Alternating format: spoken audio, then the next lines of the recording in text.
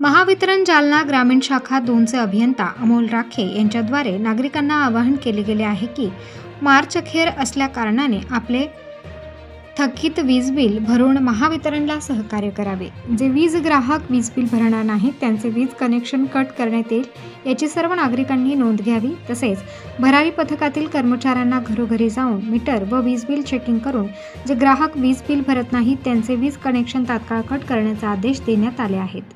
वीज पुरवठा सुरळीत राहण्यासाठी नागरिकांनी वीज बिल भरणा करावा असे आवाहन पथकातील कर्मचारी यांच्याकडून करण्यात येत आहे।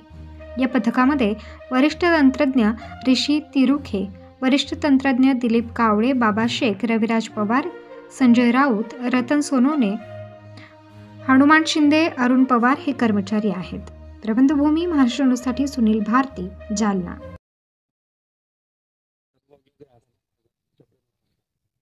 आम्ही महावितरण कर्मचारी जालना ग्रामीण आपण सर्व वीज ग्राहकांना विनंती करतो आणि आवाहन करतो की मार्च महिना असल्यामुळे सर्वांनी आपापले थकीत आणि चालू वीज बिल 31 मार्च पूर्वी भरावे ही अशी विनंती करतो।